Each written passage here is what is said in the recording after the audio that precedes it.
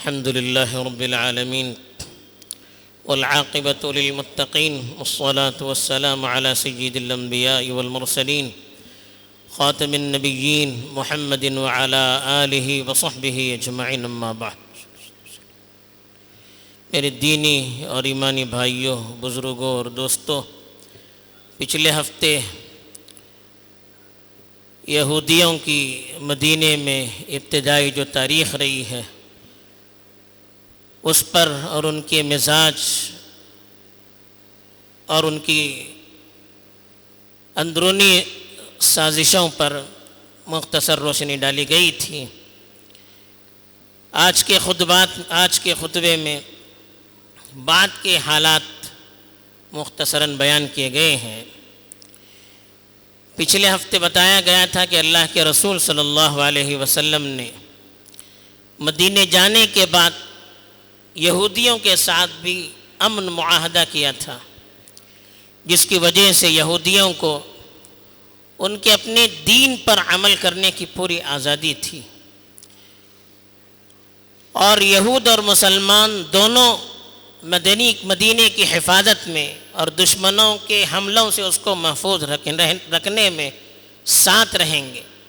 اگر کسی پر حملہ کیا جائے تو دونوں مل کر جواب دیں گے، اگر قصاص واجب ہو جائے تو دونوں مل کر اس کو ادا کریں گے۔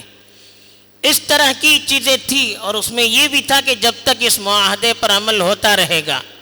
ان کے ساتھ جنگ بند رہے گی، لڑائی جھگڑا نہیں ہوگا۔ لیکن اب لوگ اگر یہودیوں کی تاریخ پڑھ چکے ہیں تو آپ کو معلوم ہوگا کہ یہود اور وعدہ خلافی، معاہدے کے توڑنا، یہ لازم ملزوم چیزیں ہیں۔ قرآن نے جگہ جگہ اس کا تذکرہ کیا ہے، چنانچہ فرمایا فَبِمَا نَقْضِهِمْ مِيثَاقَهُمْ لَعَنَّاهُمْ وَجَعَلْنَا قُلُوبَهُمْ قَاسِيَةً، ان کے عہد و پیمان کو توڑنے کی وجہ سے ہم نے ان پر لعنت کی اور ان کے دلوں کو سخت بنا دیا۔ فَبِمَا نَقْضِهِمْ مِيثَاقَهُمْ وَكُفْرِهِمْ بِآيَاتِ اللَّهِ وَقَتْلِهِمُ الْأَنْبِيَاءَ بِغَيْرِ حَقٍّ وَقَوْلِهِمْ قُلُوبُنَا غُلْفٌ بَلْ طَبَعَ اللَّهُ عَلَيْهَا بِكُفْرِهِمْ فَلَا يُؤْمِنُونَ إِلَّا قَلِيلًا۔ قرآن نے صاف فرمایا کہ ان کے معاہدوں کو بار بار توڑنے کی وجہ سے، اللہ کی آیتوں کا انکار کرنے کی وجہ سے، ناحق انبیاء کو قتل کرنے کی وجہ سے، اور یہ کہنے کی وجہ سے کہ ہمارے دل محفوظ ہیں، آپ کی باتیں ہمارے دلوں میں اترتی نہیں ہیں، اس طرح کی دینی چیزوں میں شکوک اور شبہات پیدا کرنے کی وجہ سے اللہ نے کہا کہ ان کے دلوں پر مہر لگا دی گئی، اب ان کے اندر ایمان لانے کی صلاحیت نہیں ہے۔ تو ان کی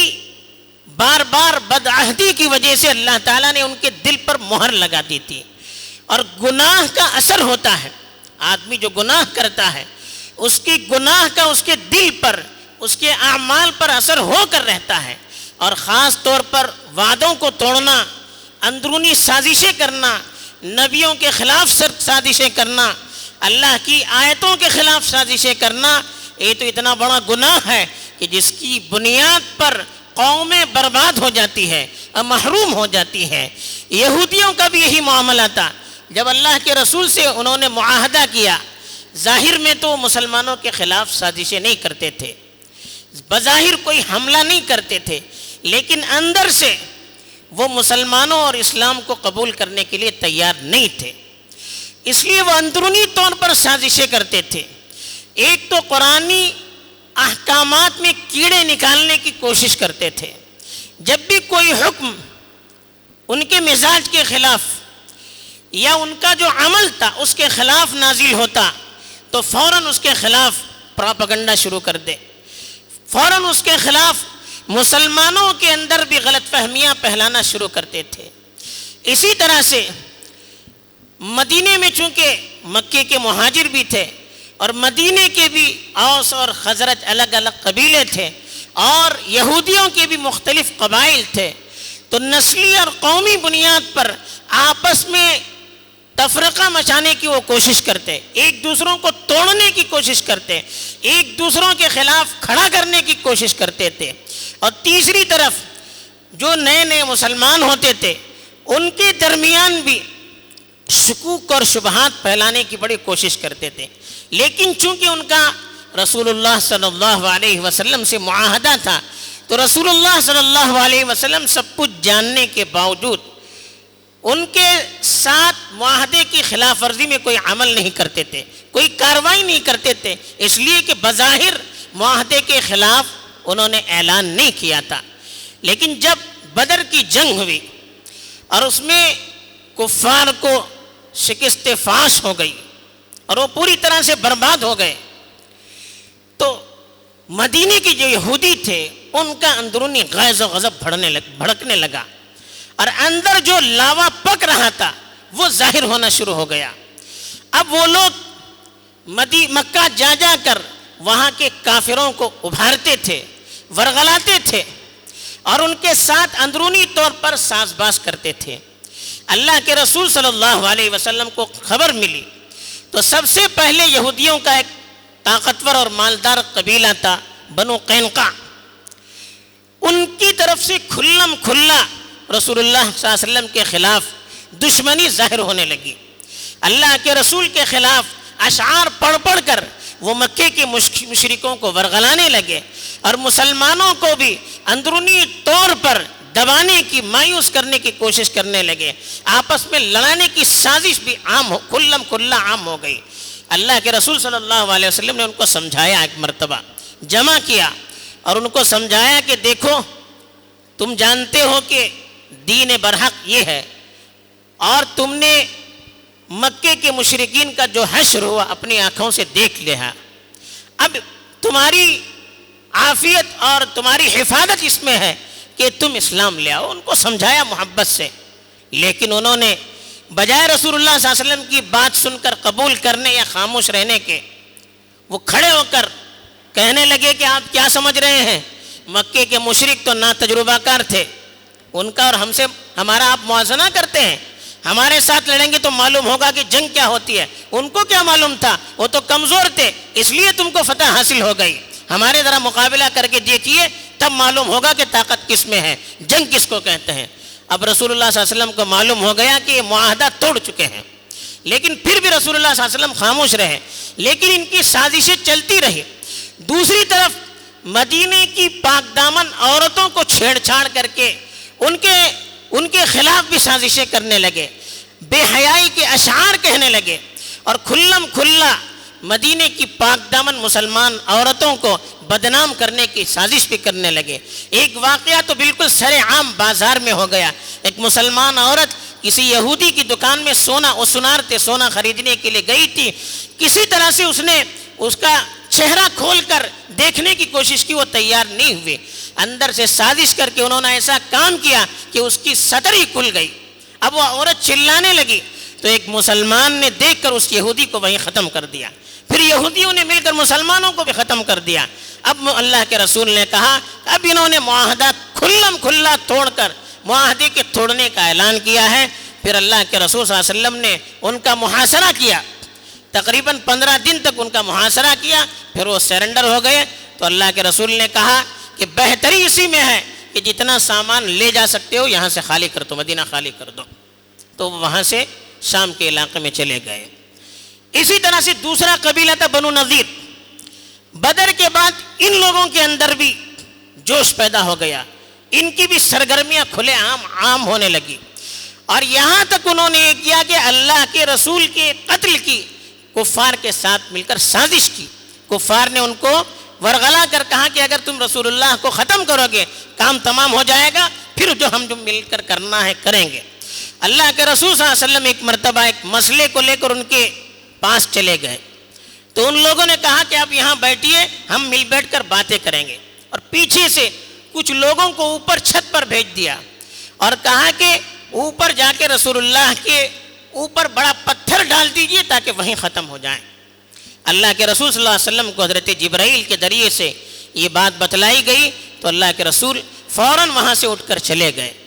پھر اللہ کے رسول تیار ہو کر آئے اور ان کو گھیر لیا، کئی دنوں تک گھیرے رہے، وہ چلنے کے لیے تیار نہیں ہوئے۔ وہ بڑے مالدار تھے، اللہ کے رسول نے کہا کہ ان کے باغات کو، کھجور کے باغات کو جلا دیا جائے، معاشی بائیکاٹ پابندی ڈالنے کے لیے، دباؤ ڈالنے کے لیے ان کے کھجور کے باغات تھے جس پر ان کی دولت کا مدار تھا، اس کو جلا دیجئے۔ بعد میں وہ مجبور ہو کر رسول اللہ کے فیصلے پر اترے، اور پھر اللہ کے رسول صلی اللہ علیہ وسلم نے کہا کہ جتنا سامان لے جا سکتے ہو لے جاؤ۔ وہ ساری چیزیں لے کر جانے لگے، یہاں کے گھر کے دروازوں کو بھی توڑ توڑ کر لے جانے لگے۔ یخربون بیوتہم بأیدیہم وأیدی المؤمنین۔ اللہ تعالیٰ نے قرآن میں اس کی منظر کشی کی ہے کہ وہ خود سے اپنے گھروں کو توڑنے لگے اور مسلمانوں کے ہاتھوں بھی توڑوانے لگے۔ اللہ تعالیٰ نے کہا فاعتبروا یا اولی الابصار، اے عقل مندو ہوش میں آؤ، عبرت لے لو ان سے کہ کیسے طاقتور تھے، تو اللہ نے کس طرح سے ان کو برباد کیا۔ ان کو اپنے بڑے بڑے قلعوں پر ناز تھا، ان قلعوں کی وجہ سے اللہ تعالیٰ نے ان کو برباد کر دیا، سارے وسائل کے باوجود وہ تباہ اور برباد ہو گئے۔ قرآن نے پوری تفصیل اس کی بیان کی۔ تیسرا قبیلہ تھا بنو قریظہ، پہلے تو معاہدہ توڑنے کے لیے تیار نہیں ہوا، جب مرو نذیر معاہدہ توڑ رہے تھے انہوں نے اللہ کے رسول سے دوبارہ معاہدہ کیا، لیکن جب غزوہ خندق ہوئی تو غزوہ خندق میں انہوں نے کھلم کھلا مشرکوں کا ساتھ دیا۔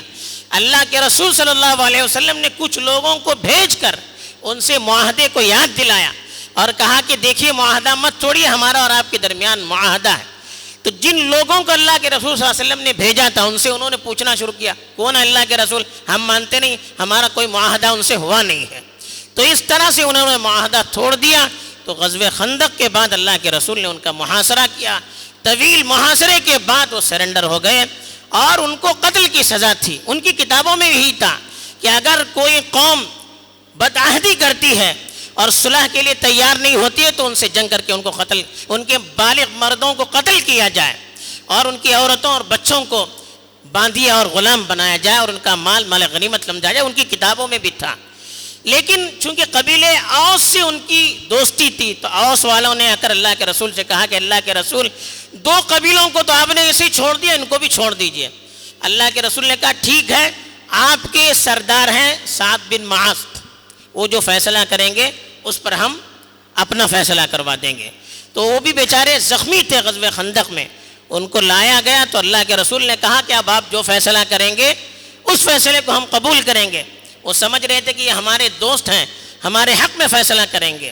لیکن انہوں نے کہا کہ اللہ کے رسول ان میں سے جتنے بھی بالغ ہیں سب کو قتل کیا جائے،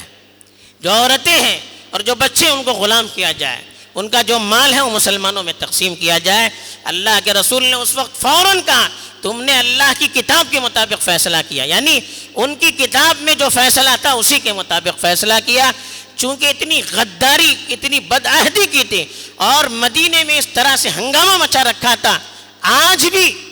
اس طرح کے جو کرتوت ہوتے ہیں اس کی سزا قتل کے علاوہ کچھ بھی نہیں ہے۔ آپ دنیا کے قانون میں پڑھیے، جو غدار ہوتے ہیں، جو بدعہدی کرتے ہیں، جو قتل کی سازشیں کرتے ہیں، ان کے خلاف یہی سزا ہوتی ہے۔ بہرحال دنیا کی قانون کے مطابق اللہ کے رسول صلی اللہ علیہ وسلم نے بلکہ خود ان کے قانون کے مطابق ان کو سزا دی۔ اس طرح سے مدینے سے یہودیوں کا صفایا ہو گیا اور مدینے کے معاشرے میں امن ہو گیا، اور جو منافق بھی تھے ان کا بھی زور کم پڑ گیا۔ تو اس طرح سے اللہ کے رسول صلی اللہ علیہ وسلم کا معاملہ تھا، جو ہمارے ساتھ اچھا برتاؤ کریں گے ہم ان کے ساتھ کوئی بدعہدی نہیں کریں گے، لیکن جو اپنے وعدے کو خود توڑ دیں گے تو اللہ کے رسول ان کے ساتھ وہی برتاؤ کریں گے جو ان کا قانون کہتا تھا۔ دوسری چیز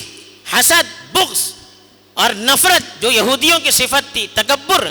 یہ صفت انسان بلکہ قوموں کو برباد کر دیتی ہے، ہدایت اور خیر سے محروم کر دیتی ہے۔ اس صفت سے بھی ہمیں اپنے آپ کو دور رکھنا چاہیے۔ تیسری بات اس سے معلوم ہوتی ہے کہ جو سازش کرتا ہے، خاص طور پر اسلام اور مسلمانوں کے خلاف جو سازشیں کرنے والے ہیں، ان کو زیادہ دن تک اللہ تعالیٰ مہلت نہیں دیتے ہیں، بلکہ ایک نہ ایک دن وہ قوم برباد ہو جاتی ہے۔ لیکن مسلمانوں کو چاہیے کہ وہ اپنے خدا سے اپنے تعلق کو جوڑے رکھیں، وہ اپنے دین پر پوری طرح سے عمل کریں، وہ اللہ کے معاہدے کا لحاظ رکھیں، وہ اپنی طرف سے کوئی ایسا کام نہ کریں جس کی وجہ سے اللہ کی مدد اور نصرت سے محروم نہ ہو۔ اگر مسلمان پختہ ہوں گے اور اللہ سے تعلق مضبوط ہوگا اور دین پر کامل ایمان ہوگا، شریعت پر پوری طرح عمل پیرا ہوں گے، تو آج بھی اللہ کی مدد مسلمانوں کے ساتھ اسی طرح ہو سکتی ہے جیسے پہلے تھی. آج بھی دشمنوں کو اللہ تعالیٰ اسی طرح برباد اور نیست نابود کر سکتے ہیں جیسے یہودیوں کے ساتھ کیا تھا.